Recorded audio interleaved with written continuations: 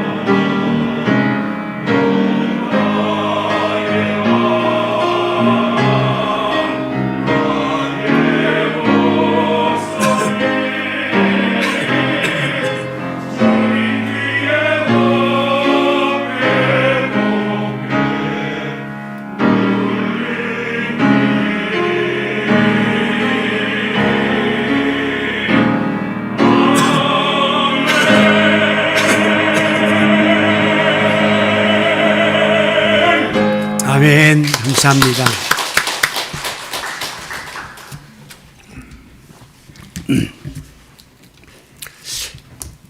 신약 성경 중에 예수님의 말씀과 행적이 담겨 있는 복음서를 우리가 사복음이라고 이야기합니다. 마태, 마가, 누가, 요한. 그런데 그 중에서 비슷한 관점을 가지고 성경을 기록한 책 세 권을 공관복음이라고 합니다.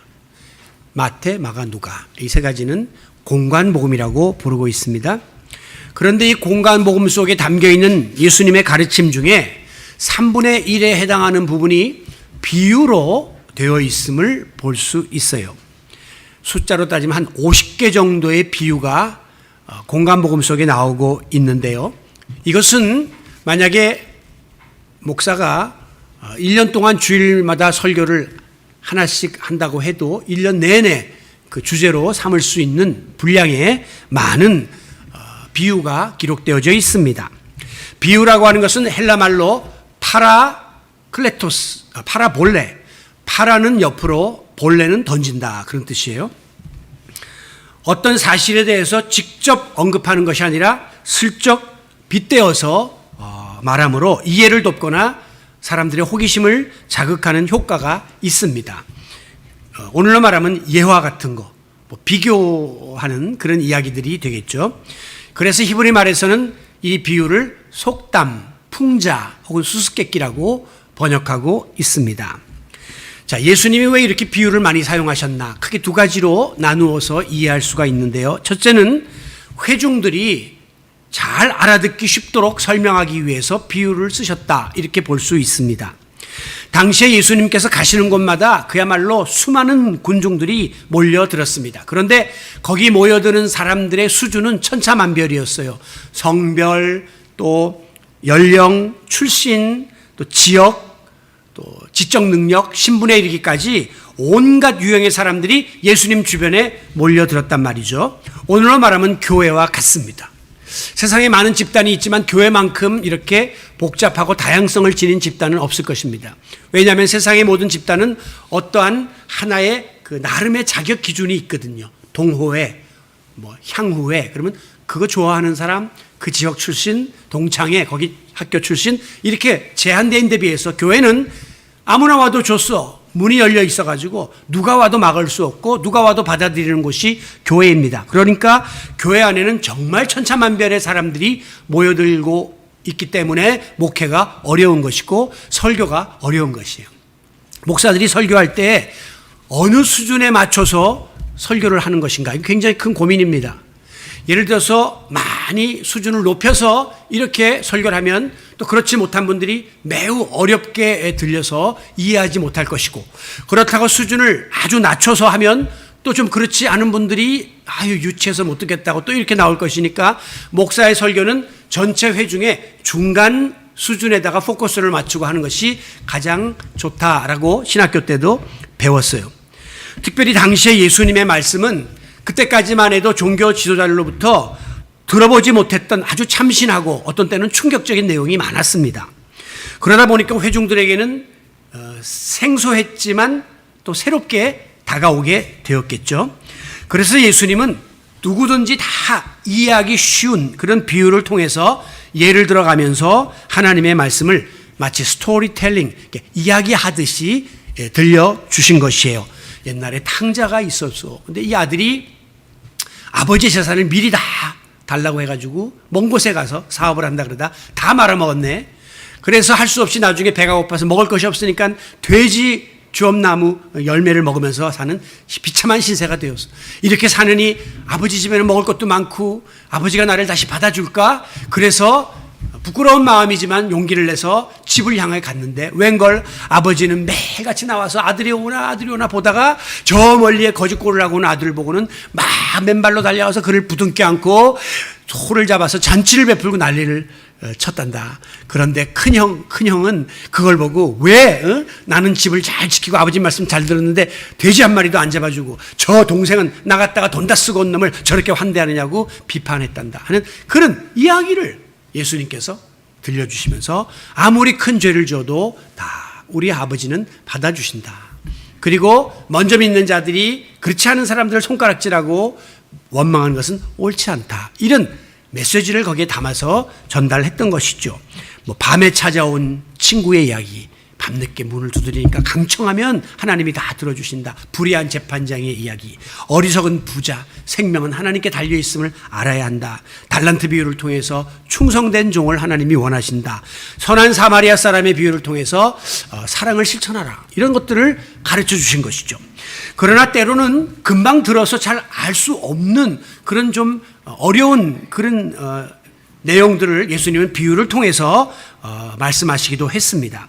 마가복음 4장 34절에 보면 예수께서 많은 비유로 그들이 알아들을 수 있는 대로 말씀을 가르쳤다. 될 수 있으면 알아들을 수 있는 쉬운 비유로 말씀을 가르쳤는데 어떤 때는 비유가 아니면 말씀하지 아니하고 어떤 내용은 비유가 아니면 절대 언급하지 않았다는 거예요. 왜? 비밀스러운 내용은. 그런 것들은 다만 혼자 계실 때에 제자들에게 모든 것을 가정학습을 통해서 가르쳐 주었다. 해석을 해 주었다. 이렇게 기록하고 있습니다. 예를 들면 씨 뿌리는 비유, 돌짝밭은 무엇이고 가시덩굴은 무엇이고 길가는 어떤 마음이고 옥토는 어떤 마음이다. 이런 거는 예수님이 나중에 제자들한테 다시 해석을 해가지고 설명을 해주시는 그런 내용을 볼 수 있습니다. 그런데 오늘날 이 비유를 아주 가장 효율적으로 사용하는 집단이 있으니 그게 바로 신천지를 비롯한 이단들입니다. 이단들은 비유풀이라고 하는 아예 그 방법이 있어요. 그래서 이 비유를 굉장히 기가 막히게 사람들이 현혹당할 수 있도록 그렇게 갖다 꿰어 맞춥니다. 즉 교주의 어떤 사상을 거기다가 주입시켜갖고 자의적으로 해석을 하는데 일반 교인들은 교회에서 백날 이런 소리 못 들었는데 왜 교회에서는 말씀을 그대로 전하니까. 그런데 거기는 자의적인 해석을 막 갖다가 맞추니까 기가 막히게 용하다 그래가지고 교주들한테 많이 빠지는 일들이 있어요. 비유는 어떤 때 그렇게 또 악용되기도 합니다. 오늘 본문에 보면 두 아들의 비유가 나와 있어요. 23절에 보면 예수님이 십자가의 죽음을 앞두고 마지막에 예루살렘 성에 들어가셔서 성전을 정화시키죠. 그리고 나서 그 성전에서 하나님의 말씀을 가르칠 때에 예수님을 어떻게 해서라도 잡아 죽이려고 했던 이 대제사장과 백성의 장로들이 찾아와서 예수님에게 힐난합니다. 당신 무슨 권위로 이렇게 함부로 성전에서 설교를 하냐? 당신이 누가 이런 권위를 당신한테 줬길래 함부로 여기서 백성들을 현혹시키느냐? 이러면서 다그쳤습니다. 그러자 예수님께서는 그 종교 지도자들의 잘못된 생각과 태도를 지적하시고 책망하기 위해서 거기 모인 무리들에게 다음의 비유를 들어서 말씀을 하셨습니다. 어떤 아버지에게 두 아들이 있었어. 그런데 하루는 큰아들에게 너 오늘 포도원에 가서 일을 좀 해야 되겠다라고 지시를 하자 이 큰아들은 늘 그랬듯이 예 아버님 가겠습니다 이렇게 선뜻 대답을 해놓았는데 나중에 보니까 정작 포도원에 가서 일을 하지 않았더라라고 하는 이야기입니다. 아버지는 둘째 아들에게도 똑같은 지시를 내렸는데 둘째 아들은 처음부터 아버님 나 오늘 못 가요 라고 거절을 했다는 거예요. 그런데 무슨 까닭인지 이 둘째 아들이 나중에 자기의 잘못을 뉘우치고 아버지의 말대로 포도원에 가서 일을 하면서 순종했더라라고 하는 이 상반된 두 아들의 이야기를 비유로 말씀하셨습니다. 저는 이 비유를 대할 때마다 아들 셋째 아들이 하나만 더 있었으면 좋겠다 하는 생각을 합니다. 자, 첫째는 갈게요 그리고 안 갔고요. 둘째는 못 가요 그러나 갔어요. 셋째가 있다면 갈게요 그리고 간 아들. 이 아들이 있었으면 이게 100점 아니겠습니까? 그런데 의인은 없나니 하나도 없다고 하신 로마서 3장 10절 말씀처럼 하나님의 마음에 이렇게 100% 합한 그런 완벽한 자녀는 세상에 없고 또 부모의 마음에 100% 드는 자녀도 없을 수밖에 없음을 우리들에게 암시하고 있는 것 같습니다. 그러므로 우리는 이제 차선책으로나마 둘째 아들처럼 비록 처음에는 아버지의 뜻을 거역하고 불순종했지만 나중에라도 자기 잘못을 깨닫고 돌이켜서 순종하는 이런 자녀가 되어야 한다라고 하는 결단을 할 수 있어야 하겠습니다. 자, 그렇다면 여기에서 이 두 아들은 누구를 의미하느냐?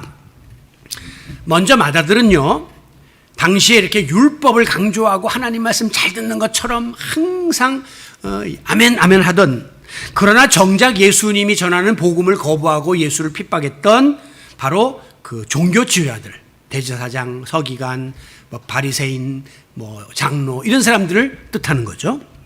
반면에 둘째 아들은 누구냐?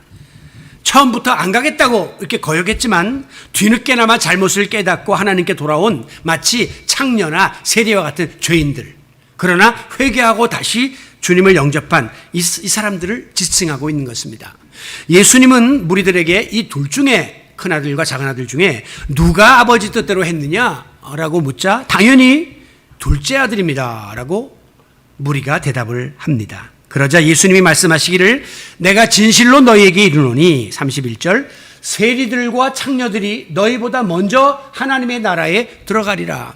너희가 죄인이라고 손가락질하던 그들이 오히려 둘째 아들처럼 나중에라도 순종하여 하나님 나라의 주인공이 될 수 있다라고 선언하셨습니다. 그러면서 32절에 요한이 의의 도로 너희에게 왔거늘 너희는 그를 믿지 아니하였으되 세례 요한이 하나님의 의의 도를 전했지만 당시에 많은 사람들과 종교 지도자들은 그를 거부했습니다. 그의 목을 잘라 죽였습니다. 그러나 세리와 창녀는 그에게 세례를 받고 복음을 받았기 때문에 결국은 처음부터 택함받은 선민 이스라엘이 아니라 그 당시에 소외되고 죄인 취급당하던 사람들이 예수님을 영접함으로 그들이 천국 백성이 될 수 있다고 하는 역설적인 말씀을 전해 주신 것입니다. 겉으로만 율법으로 생색을 내면서 잘 믿는 것처럼 행세하던 그러나 정작 불순종하고 불신앙하던 당시의 맏아들 같은 종교 지도자들을 책망하신 것이죠. 자, 우리는 여기서 먼저 이 첫째 아들의 모습을 살펴보려고 합니다. 아버지가 포도원에 가서 일하라 이렇게 말할 때 이 아들은 무조건 예, 가서 일하겠습니다 라고 순종할 것처럼 대답은 했어요.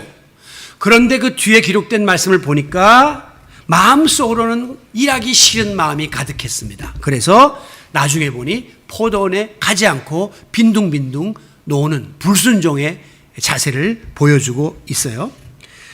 아마 이 아들은 맏아들이니까 내가 항상 그 겉으로 잘하는 척하고 아버지한테 또 유산도 더 많이 물려받아야 되고 하니까 순종하는 척하면서 가지도 않을 것을 거짓말을 둘러댔던 것입니다. 바로 이것은 겉과 속이 다른 말과 행실이 다른 이율배반, 위선을 의미하고 있습니다. 여러분, 이 위선이라고 하는 것은 우리가 신앙생활을 제법 오래 하다 보면 누구나 빠지기 쉬운 함정입니다. 겉으로는 사람들이 나를 잘 믿는 줄 알죠. 왜? 직분도 주어졌고 연조도 꽤 주어졌고 뭐 기도도 번지르하게 하고 성경 지식도 많고 굉장히 잘 믿는 줄로 아는데 세월이 흐르면서 이 신앙생활이 타성에 젖어가지고 그냥 형식적으로 그냥 대충 하지 그 속에 어떤 진지함과 순수함이 사라지는 거, 이게 위선인데 이게 굉장히 무서운 함정입니다. 특히 지도자들이 이런 데 빠지기 쉽죠. 정치 지도자들이나 종교 지도자들이 이런 위선자들이 많습니다. 겉보기는 사람들 앞에서 대중 앞에서 굉장히 나라를 사랑하고 청렴한 것처럼 하고 또 믿음 생활 잘하는 것처럼 이렇게 하지만 나중에 뒤에서 보면 오히려 많은 약점을 가지고 있는 그런 걸 우리가 보게 됩니다. 오늘날 우리 가운데에도 마치 맏아들처럼 어떤 이유로든지 형식적으로 의례적으로 이렇게 속에 없는 말과 행동을 일삼고 이중적인 삶을 살아가는 이런 거짓된 그 신앙의 위선자들이 적지 않게 있다는 사실입니다. 여러분, 그 결과 어떤 일이 벌어집니까?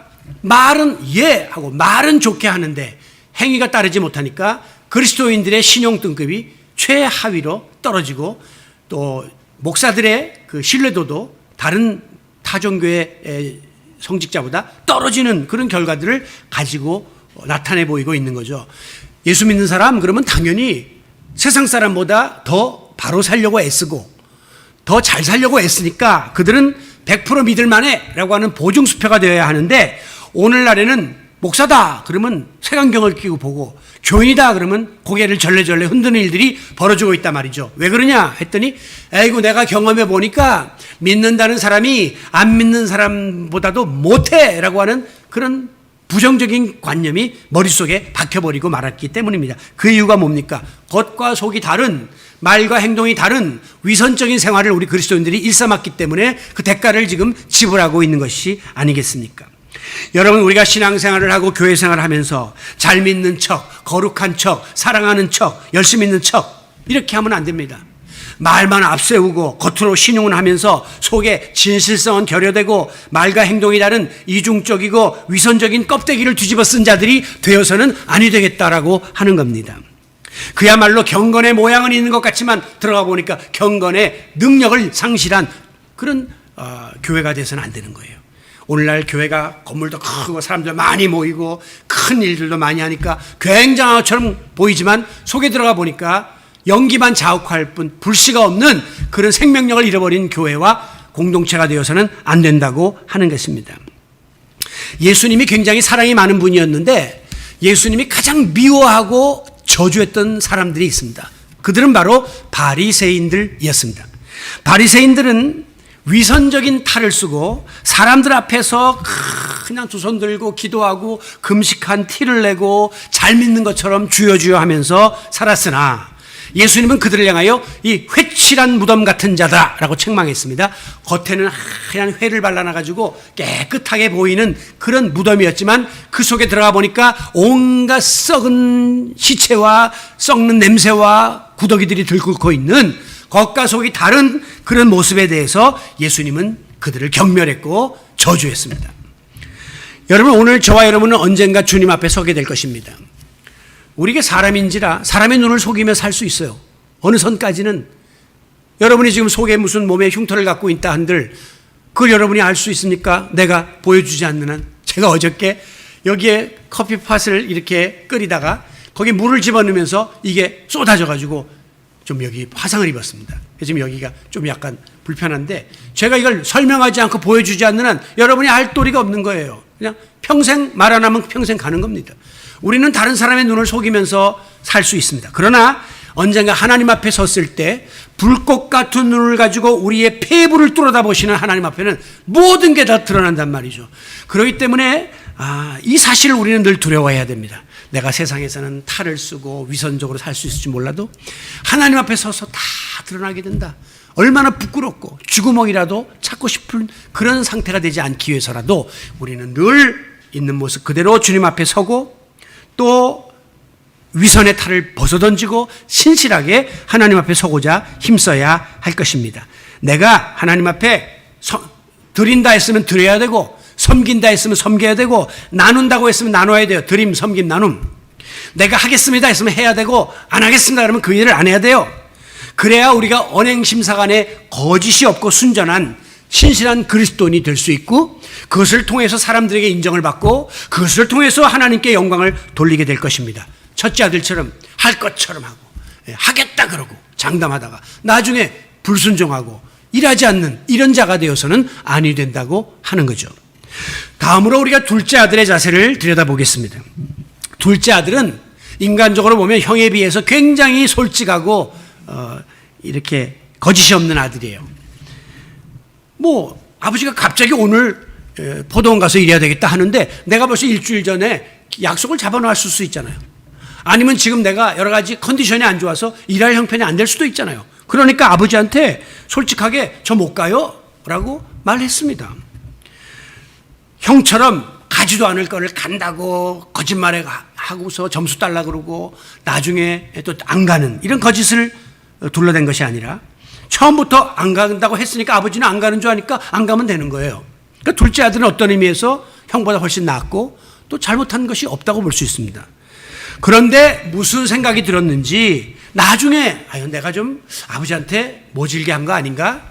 내가 지금 아버지가 내가 일 안 하면 아버지 직접 가서 일할 텐데 약속은 좀 뒤로 미뤄야 될 약속이니까 내가 미루는 게 낫겠네. 뭐 여러 가지 생각이 들었는지 모르지만 자기가 잘못한 부분에 대해서 뉘우치고 포도원에 가서 일을 했다는 것입니다. 자, 여기서 뉘우친다 하는 이 말씀이 본문에 나오는데 이게 바로 헬라 말에서 메타노이아, 회개라는 뜻입니다.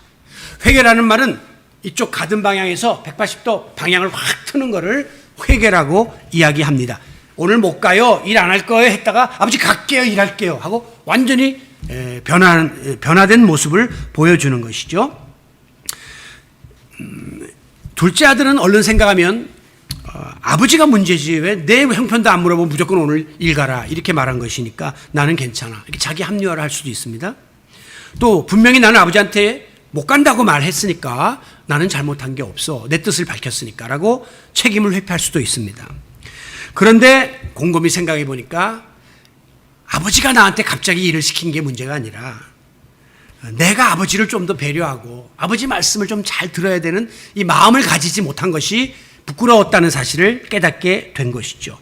내 입장만 생각하고 아버지의 입장을 헤아리지 못했다는 데 대한 자책감이 든 것이죠. 아버지가 오죽하면 계획이 없던 일을 나한테 하면서 오늘 포도원 가서 일손을 봐야 되겠다라고 했을까. 뭔가 지금 계획이 틀어지셔서 그런 거니까 내가 가야지. 이렇게 생각을 했던 것 같습니다. 그래서 자기가 처음에 마음먹었던 생각과 마음 자세를 돌이켜 바꾸고 아버지한테 다시 가겠다라고 하고 포도원에 가서 일을 한 거죠.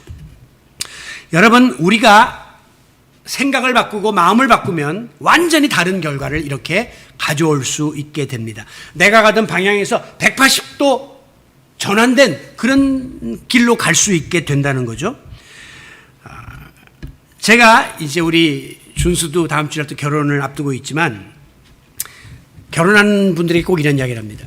자, 결혼 요새 뭐 20, 30년 혼자서 자기 집 테두리 안에서 살던 그런 사람이, 남녀가 이제 둘이 합쳐서 완전히 서로 다른 환경에서 살았던 그런 상대와 함께 더 긴 세월을 살아야 되잖아요. 이게 보통 힘든 일이 아닙니다. 뭐 처음에 사랑할 때는 사랑에 눈이 어두워서 뭐 못할 게 없다 생각하지만 어느 정도 시간이 지나면 내가 편한 대로 하고 싶고 내가 살아온 스타일대로 살고 싶은데 보니까 상대방은 나하고 완전히 다른 어떤 생각을 가지고 있고 다른 스타일을 갖고 있단 말이에요. 심지어 식사까지도 우리 집은 좀 짜게 먹는 스타일인데 저 집은 아주 싱겁게 먹는단 말이죠. 그러니까 이거를 내 쪽으로 자꾸 해달라 그러면 둘 다 계속해서 다툼만 일어나고 평행선으로 갈 수밖에 없다는 것입니다. 그동안에 내가 가지고 있던 생활 방식, 사고 방식, 습성, 잠버릇, 심지어 입맛, 이거 다 이해하고 양보하고 배려하고 어느 정도 선에서 절충을 해나가야만 둘이 행복하게 살 수 있다는 거죠. 한마디로 서로가 변해야 둘이 오래오래 행복하게 살게 되는 것입니다. 그동안 우리 집에서 하던 스타일이 아니야, 우리 집은 이런 분위기가 아니었어 라고 무조건 거부하면 깨지는 겁니다. 변화를 수용해야 한다는 것이죠. 최근에는 이 미래학이라는 학문이 뜨고 있습니다. 이거는 앞으로 다가올 시대를 예견하고 대비하는 그런 학문인데요. 미래학자들이 한결같이 이야기하는 말을 들어보면 앞으로 다가오는 세상은 우리가 전에는 10년 동안 겪었던 변화를 1, 2년 안에 겪게 된다는 겁니다. 급격한 변화가 일어나게 된다는 거죠. 우리 어른들이 보수적인 마음을 가지고 마음을 닫고 그동안 내가 살아왔던 모든 생활 방식대로 살려고 하고 신앙생활을 하려고 하면 앞으로 교회는 굉장히 어려움에 봉착하게 될 것입니다. 즉 세상은 지금 막 하루가 다르게 빠른 속도로 날아가고 있는데 교회는 옛날 어떤 틀을 고집하면서 거북이 걸음을 하고 있다면 우리가 세상을 수용할 수가 없게 되고 교회는 자연적으로 쇠퇴하며 사람들에게 외면을 당하게 될 것이란 말이죠. 우리 1세대들은 어느 정도 이걸 감당했는데 지금 다가오는 세대는 완전히 다른 세계에 살고 있는 이들을 어떻게 교회가 품고 끌고 갈 것인가에 대해서 고민을 해야 합니다.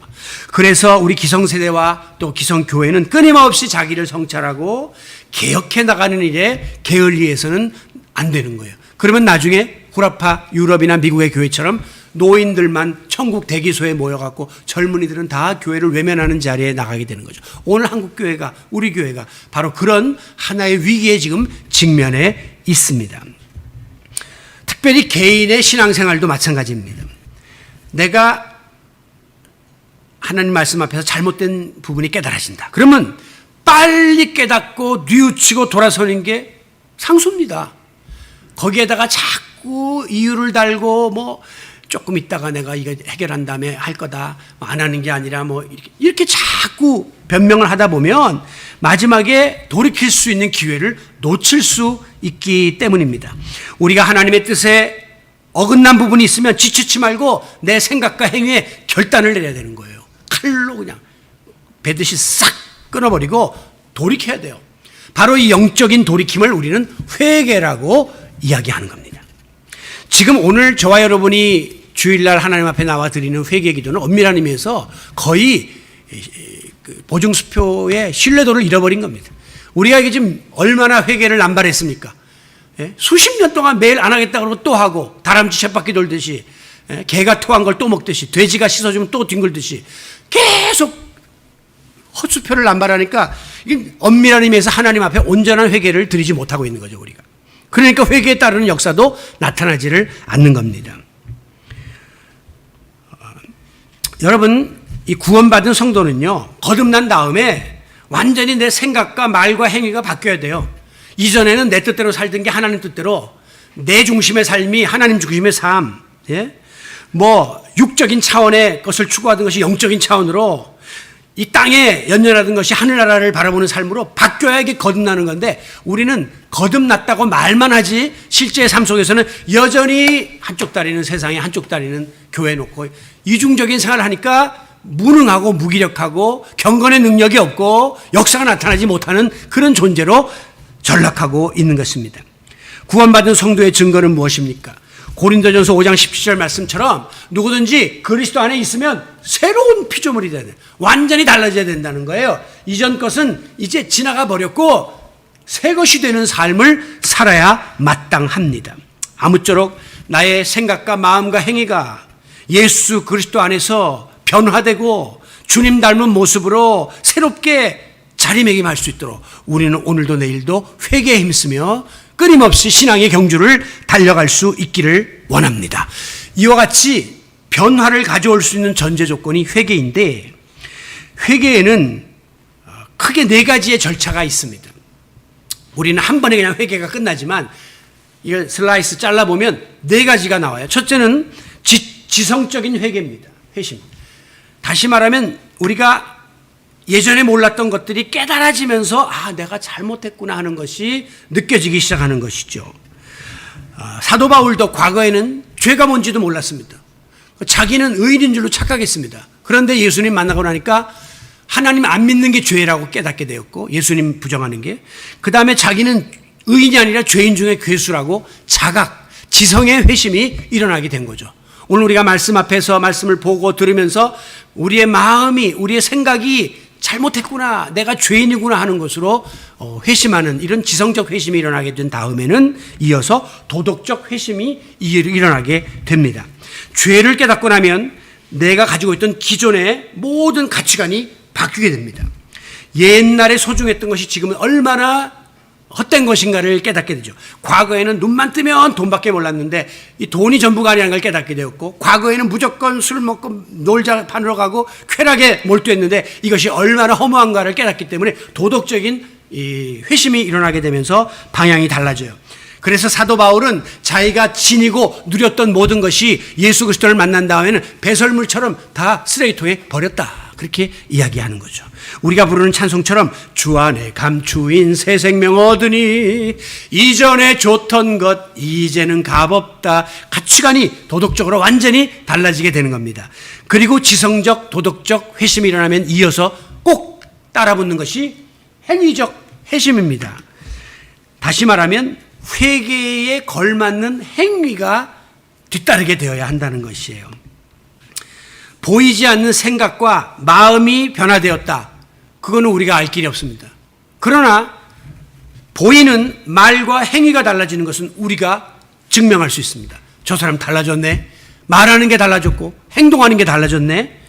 다시 말하면 우리의 입술과 눈과 귀와 손과 발이 거듭나는 이런 행위의 회심이 일어나게 되는 것이죠. 그리고 비로소 이 모든 것들이 어우러지면서 신앙적 회심의 자리에 우리가 들어가게 되는 것입니다. 내 뜻보다 아버지 뜻을, 하나님 중심의 삶으로, 하나님 우선주의의 자세로, 현재보다 미래로, 육적인 삶이 아니라 영적인 삶을 결단하는 그런 회심이 일어나게 되면서 사도 바울처럼 이제 나는 살든지 죽든지 먹든지 마시든지 무엇을 하든지 하나님의 영광을 위하여 살겠다라고 하는 결단을 내리게 되는 것입니다. 바로 이런 회개의 과정을 통해서 우리는 온전한 회개, 진정한 회개의 자리에 들어갈 수 있게 되는 것이죠. 그런데 여기에서 중요한 것은 후회와 회개가 다르다고 하는 거예요. 우리가 어떤 일을 해놓고 잘못하면 후회합니다. 괜히 했다, 잘못했네. 이것은요 그냥 생각과 마음에 머무는 것이 후회예요.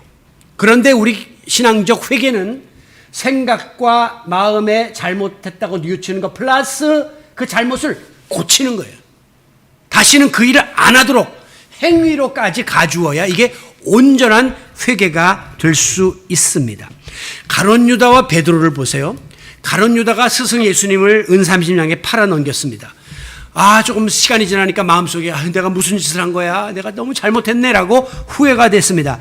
그래서 다시 은 30냥을 가지고 대제사장들의 나 이거 없던 걸로 하겠습니다 하니까 이제 우리랑은 상관없어. 끝났어. 라고 이야기하니까 은 30냥을 던지고 그리고 자기의 죄를 뉘우치고 회개는 했지만 뉘우치고 후회는 했지만 하나님 앞에 진심 어린 회개를 하지 못했기 때문에 목을 메고 자살함으로 비참한 종말을 맞고 말았죠. 그러나 베드로는 예수님 부인하고 배신하는 잘못 저지른 거는 유다가 예수님 팔아먹은 거나 같은 급의 죄예요. 저주까지 했으니까요. 그러나 베드로는 자기의 죄를 뉘우치고 후회했을 뿐 아니라 하나님 앞에서 진심으로 회개한 이후에 다시금 사도로서의 변화된 삶을 살아가는 행위의 열매를 맺었단 말입니다. 그래서 베드로는 완전히 가룟 유다 비교할 수 없는 위대한 사도로 오늘 우리의 마음속에 남아있는 것입니다. 어제가 초복이었다고 하는데요. 이 전설에 의하면 베드로는 그날 이후로 닭고기를 절대 안 먹었다는 거예요. 그 맛있는 닭고기도 절대 안 먹고 다구는 소리만 나도 귀를 틀어막았다는 거예요. 왜?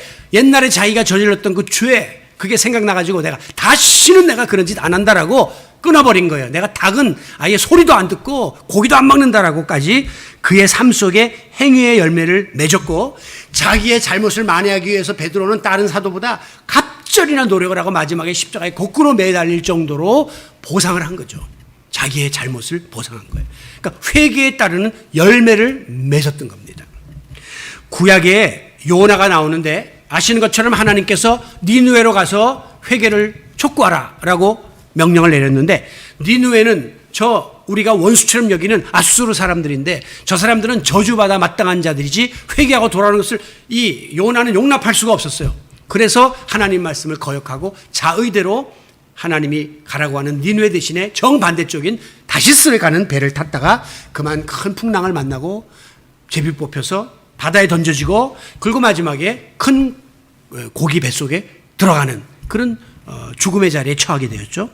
요나는 바로 그 절망의 자리에서 내가 하나님 말씀을 듣지 않고 내 뜻대로 내 감정대로 하려고 했던 것에 대해서 회개했습니다.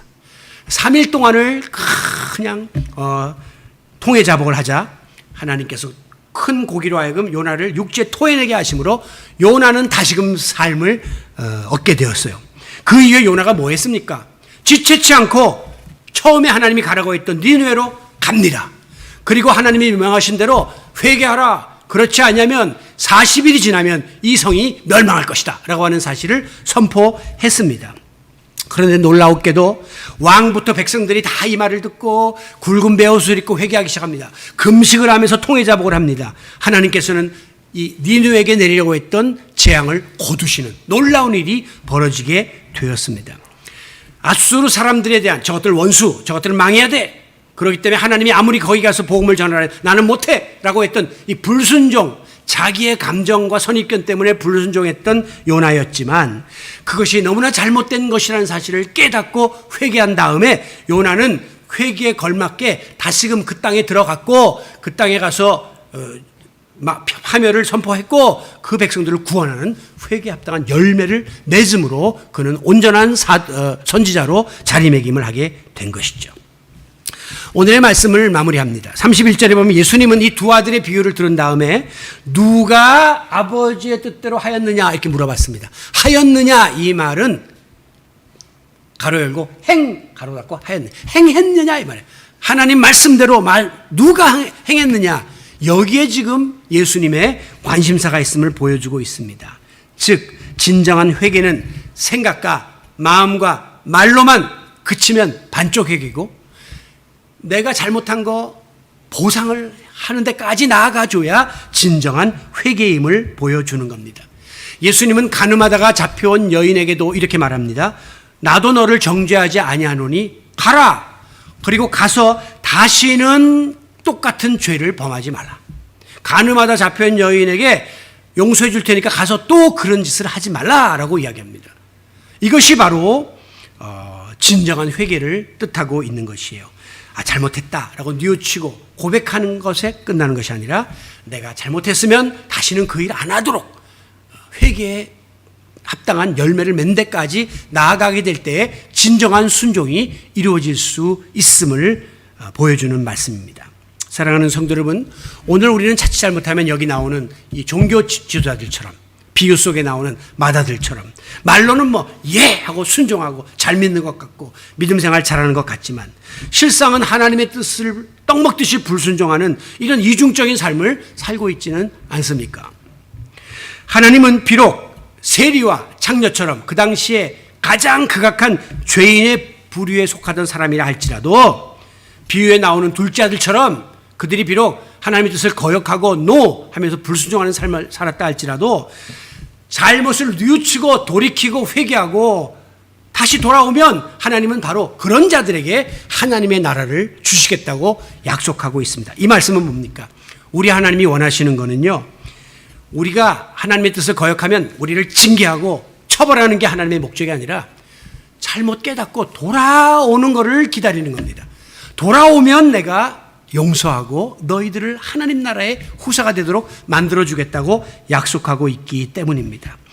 우리는 마음은 원이로되 육신이 약하다는 핑계로 지난 한 주일 동안도 수없이 하나님의 뜻에 불순종을 일삼았습니다. 내 생각과 내 뜻을 앞세우고 하나님의 뜻을 저버리는 그런 불순종의 삶을 살다가 오늘도 주 앞에 나왔습니다. 그러나 우리 주님은 둘째 아들의 비유를 들면서 비록 불순종의 삶을 살았다 할지라도 깨닫고 돌아오기만 하라. 그러면 내가 너희들을 용납할 것이다 라고 말씀하고 있습니다. 아무쪼록 오늘도 불순종에서 순종으로 우리의 모든 삶과 신앙의 자리를 전환시키는 그런 회개에 합당한 열매를 맺는 성도 여러분들이 되시기를 예수님의 이름으로 축원합니다. 존귀하신 아버지 하나님, 우리는 참으로 하나님 앞에 큰 죄인입니다. 비유 속에 나온 마다들처럼 모든 것 다 할 것처럼 또 말로는 그렇게 쉽게 결단해 놓고도 막상 우리의 삶 속에 행위가 따르지 못하고 불순종을 일삼던 죄인들임을 고백합니다. 그러나 우리 주님은 세리와 창녀처럼 큰 죄인이라 할지라도 돌이켜 회개하고 돌아오면 순종하면 그들을 더 하나님 나라의 주인공으로 용납하겠다고 말씀하십니다. 하나님이 원하시는 것은 잘못을 깨닫고 돌아오는 회개에 있음을 다시 한번 오늘도 일깨워 주시니 감사합니다.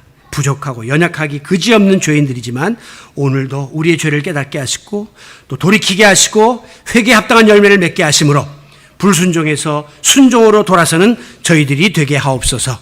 예수님의 이름으로 기도하옵나이다. 아멘.